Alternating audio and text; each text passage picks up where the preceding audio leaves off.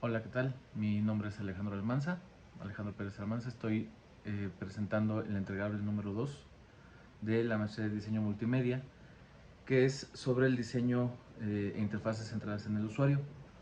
Como temario vamos a poder encontrar qué es el diseño de interfaz centrada en el usuario, cómo vamos a saber qué es lo que va a requerir el usuario, qué va a necesitar el usuario. Y muchas veces también nos preguntamos si realmente es bueno o es malo un producto. Vamos a aprender a hacer un análisis general, un análisis, por decirlo de alguna manera, competitivo, para poder encontrar los puntos buenos, los puntos malos dentro de una interfaz, qué es lo que podemos hacer, qué necesitamos hacer y cuáles son las correctas prácticas que necesitamos realizar para poder tener un contexto claro alrededor de lo que nosotros necesitamos crear, siempre pensando en el usuario, siempre pensando en el beneficio del usuario, en la usabilidad, en que el producto le sea fácil, que le sea intuitivo, que le sea memorable, para que tenga una experiencia a final buena. ¿Qué es el diseño de interfaz centrada en el usuario? La interfaz la podemos catalogar como un medio que usamos para tener una comunicación con los dispositivos o entre dispositivos, y debemos encontrar la manera en que el usuario debe de tener empatía, o nosotros debemos tener empatía hacia el usuario, que es, necesitamos cubrir todas las necesidades de los objetivos que quiere el usuario para llegar de un punto a un punto B sin tantas trabas, sin tanto problema. Productos buenos o malos. Podemos decir que los productos se vuelven malos al no tener en el centro de su creación, de su idea, al usuario. Nosotros como creadores o a veces como stakeholders, stakeholder es aquella persona que tiene la necesidad de crear un producto, eh, tenemos la idea de crearlo, lo pensamos, lo creamos, pero no lo creamos pensando en el usuario.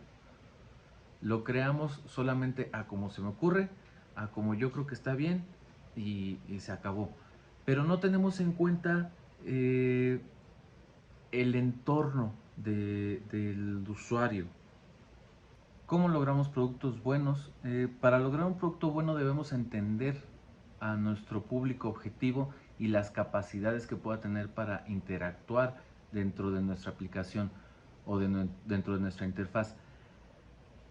Las necesidades que tienen deben de estar cubiertas por eh, un análisis con la aplicación de las metodologías, ¿no? Habilidad.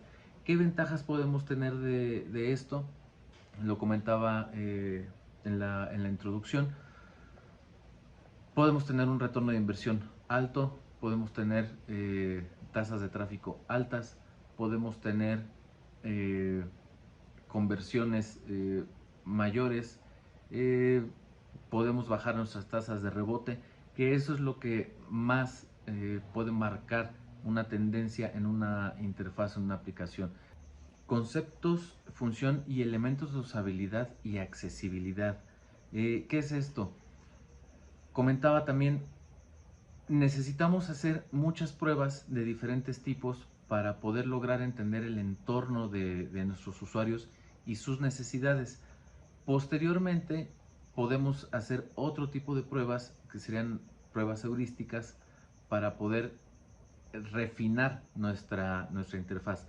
Los conceptos de función y elementos de usabilidad y accesibilidad los podríamos encontrar, por ejemplo, como un card sorting, como un focus group, ya lo decía antes, triadas, análisis heurísticos y análisis etnográficos. El diseño basado en principios y leyes de interacción. Estos principios fueron creados bajo la premisa de la psicología de la Gestalt, que se encarga de establecer la percepción humana, y ellos dicen que nosotros entendemos las cosas como un todo, es como un todo general, no la entendemos en partes y después la juntamos. Nosotros entendemos un todo en general. Los principios a los que ellos se refieren los podemos ver aquí en esta diapositiva. Es el principio de semejanza, de continuidad, cierre, de simetría y orden, proximidad, dirección y de figura a fondo. Y vemos aquí las características de las interfaces. Tenemos una interfaz clara, una interfaz concisa, coherente, legible, interactiva, flexible, familiar, eficiente y atractiva. Tenemos también las heurísticas y análisis aplicados a nuestras interfaces. Vamos a tomar como referencia las leyes de Gestalt, pero también las vamos a poder complementar con las heurísticas creadas por Jakob Nielsen. Estas heurísticas nos van a dar solidez dentro de nuestra interfaz. ¿A qué nos vamos a referir? O bueno, ¿cuáles son las que vamos a nombrar en este punto?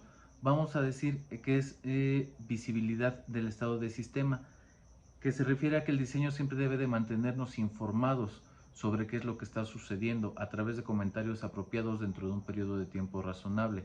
Esto es, por ejemplo, cuando llevamos un tiempo de no estar interactuando dentro de alguna sesión, nos manda mensajes que la sesión está por terminar, la sesión está por cerrar porque hay una inactividad. Si se cerrara de la nada, nosotros no sabríamos qué fue lo que pasó. Se cerró por inactividad, es lo que nos está mandando el sistema. Hay otra que es coincidencia entre el sistema y el mundo real. ¿Qué es lo que vamos a decir aquí? El diseño debe de hablar el idioma de los usuarios. ¿A qué se refiere? A que, por ejemplo, si nosotros tenemos una carpeta en un mundo real, en donde guardamos nosotros nuestros documentos, dentro de la computadora, dentro de nuestra interfaz, debería de haber también una carpeta, una imagen que nosotros podamos asociar visualmente a que es una carpeta en donde guardamos documentos.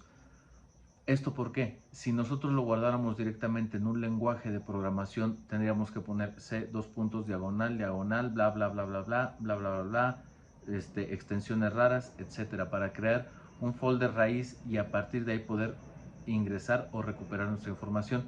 La coincidencia entre el sistema y el mundo real se refiere a esto, a que nosotros tengamos un entendimiento per se por la imagen antes de entrar a algo de programación, algo más complejo. Control y libertad de usuario.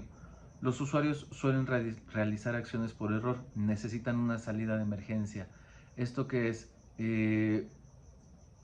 Vamos a poner un ejemplo práctico. Tenemos una interfaz en donde estamos haciendo un pago bancario y nosotros ingresamos mal una cantidad, un número. Si nosotros le presionamos siguiente, en automático nos mandaría a hacer ese pago. Posteriormente nos damos cuenta que fue un error y no pudimos regresar. ¿A qué se refiere esto? Control y libertad del usuario. El usuario, al ingresar un número erróneo, le da siguiente para enviar, le debe de aparecer una alerta que diga está seguro de enviar el siguiente depósito o está seguro de la siguiente acción y nosotros confirmamos o cancelamos. Esa es la libertad que nosotros podemos tener y el control que podemos tener dentro de nuestra aplicación o dentro de nuestra interfaz. Seguimos con consistencia y estándares. Los usuarios no deberían de tener que preguntarse si las diferentes palabras o diferentes situaciones o acciones se refieren a lo mismo. Esto es, la consistencia y estándares deben de tener lo mismo una ventana que otra ventana. Un ejemplo sencillo puede ser un botón. El botón de continuar debe de ser el mismo botón de continuar en la siguiente pantalla y en la siguiente pantalla el mismo botón de continuar. Y si hay un botón de finalizar, debe de tener la misma consistencia y el mismo estándar que los botones anteriores. Color, tamaño, peso de tipografía, ubicación, etc. Reconocimiento en lugar de recuerdo. Hay que minimizar la carga de memoria para los usuarios o hay que hacer la carga cognitiva un poco más sencilla. ¿A qué nos referimos con reconocimiento en lugar de recuerdo? Nosotros vamos a saber que hay un botón o que una imagen o que un color hace referencia a una aplicación. No tenemos que estar recordando. O, por ejemplo, un icono de una flecha. Nosotros reconocemos que la flecha es siguiente. No tenemos que recordar qué es lo que va a hacer. Tenemos el botón el menú de hamburguesa que le llaman. Nosotros sabemos que es un menú, lo reconocemos porque son 3 rayitas dentro de la interfaz. No necesitamos saber per se qué es un menú. Eso es lo que nosotros debemos de brindarle al usuario, un reconocimiento, que pueda reconocer qué es lo que está haciendo. Flexibilidad y eficiencia de uso. Los accesos directos u ocultos para los usuarios novatos pueden acelerar la interacción para el usuario experto. ¿A qué se refiere? Si hay un punto A, un punto B y un punto C, nosotros podemos darle la facilidad a los usuarios de llegar a un punto a un punto C, sin necesidad de pasar por un punto B. ¿Esto por qué? Porque nosotros podemos hacer la experiencia del usuario más sencilla, si es que el usuario ya sabe a qué se refiere la interfaz. No tiene sentido por usabilidad dar tantos pasos. Si puede llegar del punto A al punto C directo, se puede hacer.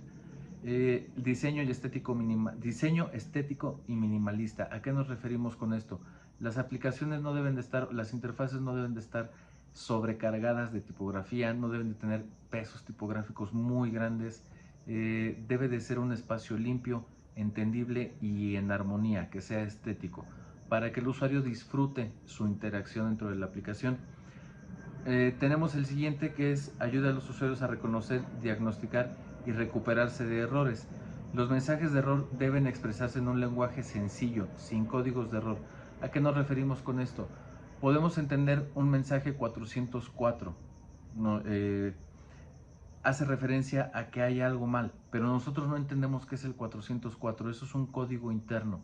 Como código interno hay un 404, un 505, un 302, que nosotros no sabemos a qué se refiere.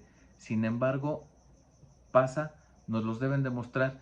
¿Y qué es lo que nosotros debemos hacer? Entenderlo. El creador de la interfaz debe de proporcionar al usuario un entendimiento de qué es lo que está ocurriendo para no entrar en caos, no entrar en conflictos y posteriormente salir de aquí. Tenemos el siguiente, que es ayuda y documentación. Es mejor si el sistema no necesita ninguna explicación adicional. Sin embargo, puede ser necesario proporcionar documentación para ayudar a usuarios a comprender y cómo completar sus tareas. Estos se denominan o se conocen como tooltips. ¿Qué es un tooltip?